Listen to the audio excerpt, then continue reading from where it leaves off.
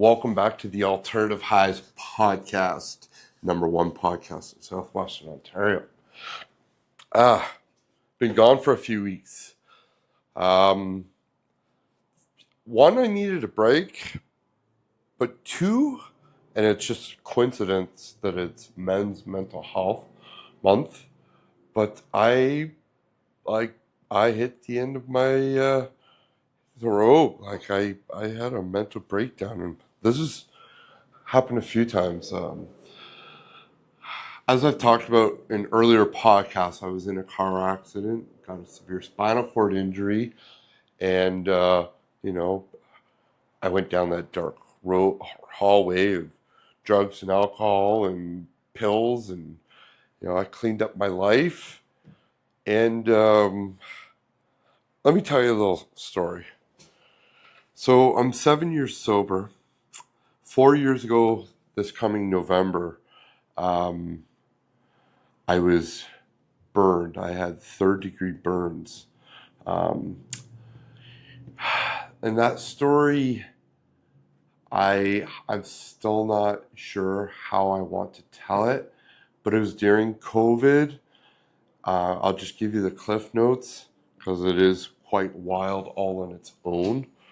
But COVID happened, and a good friend asked me to help them out, getting them to Toronto. And on the way to Toronto, due to the spinal cord injury, the heated car seat burned my butt cheek so badly so that I ended up in wound care for 7-8 months before it recovered. Now,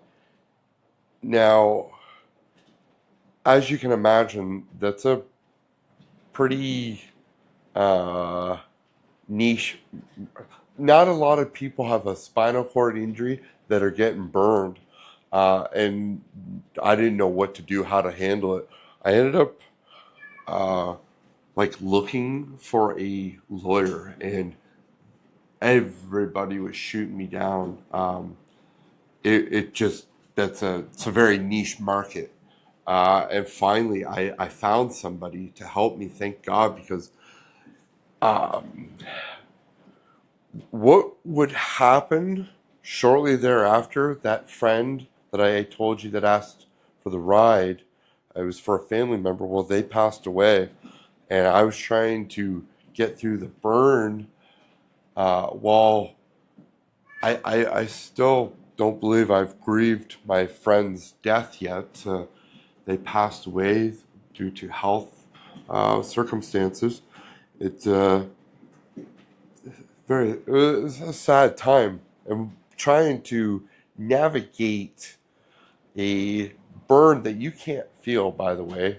So it is affecting my brain. When I get into pain with a spinal cord injury, and if it's somewhere I don't feel, it creates such a foggy haze in my head that I can't do a whole lot. I can't explain very many things. I have a terrible time.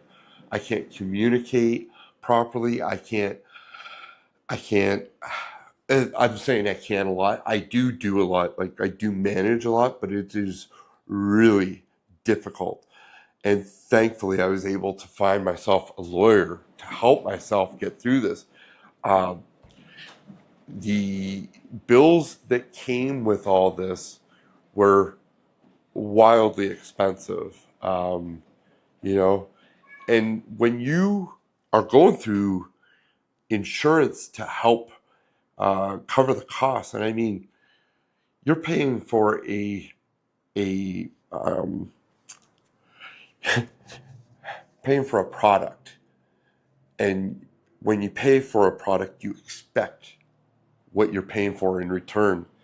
And let me tell you, this insurance company was wildly inappropriate. When I tell you, they found every unethical doctor. It was wild what these people were writing about me. Very clearly, this was just a really shitty accident. And it really, like I said, I didn't feel it, but it affected me mentally. Suicidal. Finding myself in the parking lot at the liquor store. I never fell off the wagon. Obviously, I didn't kill myself, but it was some of the darkest times. And when you read a, a doctor who's supposed to help you writing things like he faked his injury, and another doctor said, you know, these injuries were dealt with in weeks rather than months, and that I had lied. There was a lot of self doubt all of a sudden, knowing full and well that they have a job to do, and but I was not expecting to read that kind of stuff, and it almost did what they wanted to do, which was, tuck tail, back away, and thankfully, I never did, because I would have been hundreds of thousands of dollars in debt. Um, it took so much from me that when we finally got down to the nitty gritty, which is why I haven't put out a podcast, I was so blown away with how everything landed.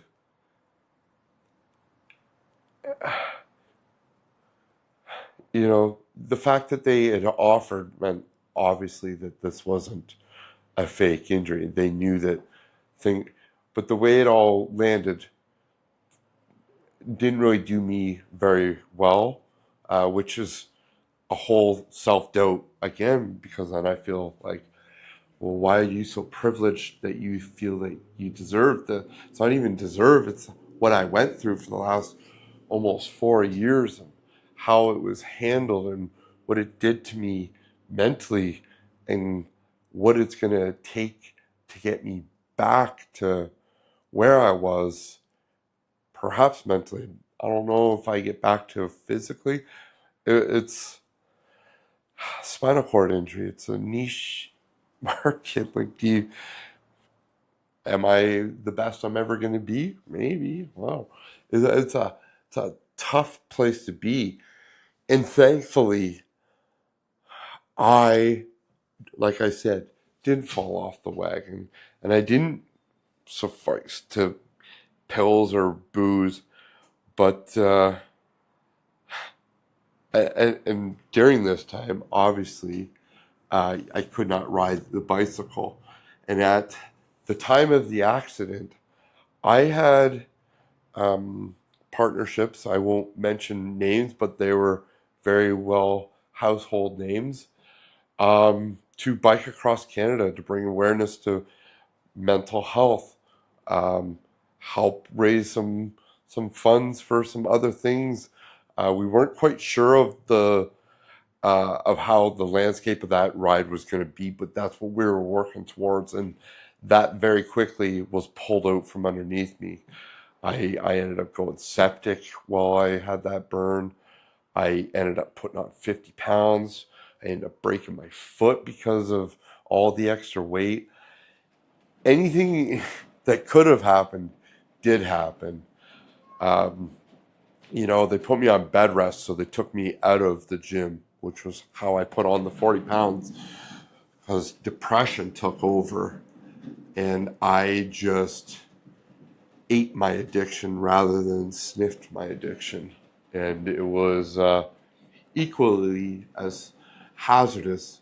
And I don't think people will ever understand fully the danger of the food addiction. And I, I, man,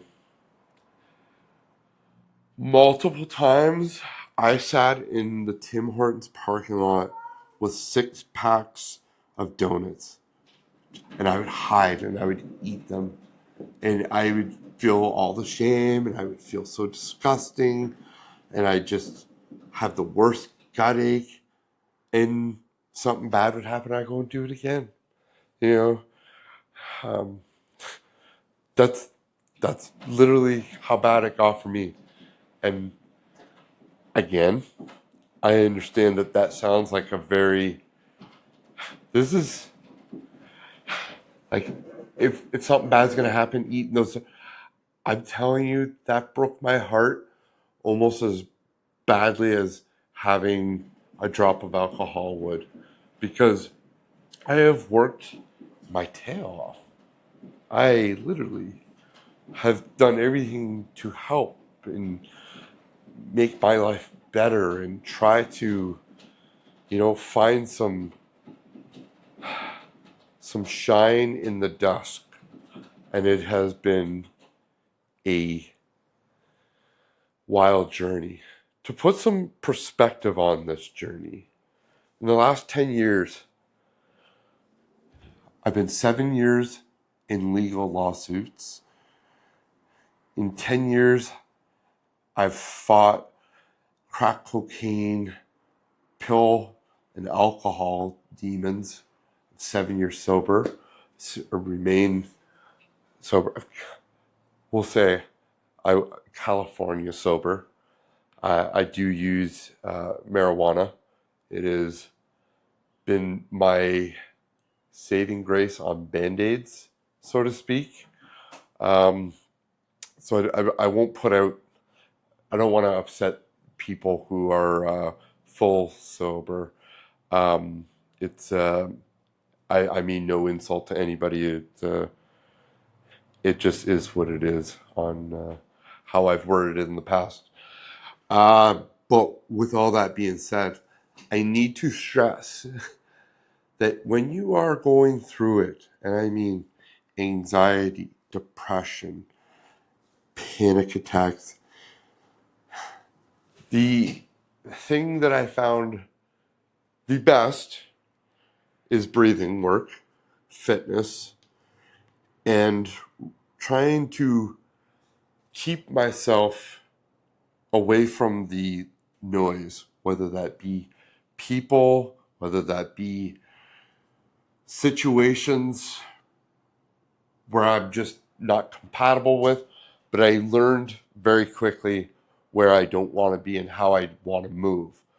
And I'm telling you, if you can find a cardio exercise that you're spending some time on, for me, the cycling, I do my walks, but cycling, what a game changer for my depression and anxiety. If I can get myself out for 30 minutes, and again, I've had to work very hard because just last year I had more wounds pop up. I'm only 2 months back after 10 months of being off the bike. So in the last 4 years, I've only got to ride the bike maybe 6 months, and I'm training to ride 500 kilometers at the end of this summer. This is something really huge for me, and it's something that I really need to do for myself. Forget how big it is in importance, because no, don't forget, that's a really hard way to word that. I need to make sure that I can get to that starting line, because that is the most important thing for me. So remaining healthy over the next 3 months, 2 months, 3 months, I believe I have maybe in 2 weeks. It's on the, yeah, anyhow, remaining healthy, getting no wounds, keep me in your prayers. Send me the good jujube, whatever you're sending me. Send me all the positive vibes. I want to do this bike ride, cycling for sickle cell. I want to do everything to push this out there. There is no financing for sickle cell. There is no registration for sickle cell. The goal for me is to raise $1 million in partnership with Sick Kids Hospital in Prince Hall and family. That will help go towards the sickle cell research lab at Sick Kids Hospital. Um, I'm going to be working very diligently over the next few months. Um, Also, while we're right here, right now, I need some people to interview. And if you've got a great story, I mean, even if you bring value in teaching something, I want to talk to the people who have, hit rock bottom and then figured out how to get back up to where you're treading, or maybe you're climbing Mount Everest right now.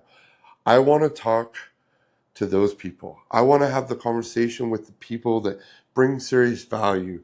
We spoke some finance on here. We spoke health, um, literally anybody.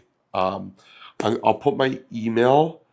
It is excuses are gone. EXCUSESRGAWNE at gmail.com. Send me your story. Send me your phone number in there so we can talk, and let's see how we move forward in getting a podcast done. I am moving. I might do one more podcast here, but as it is, this is one of the last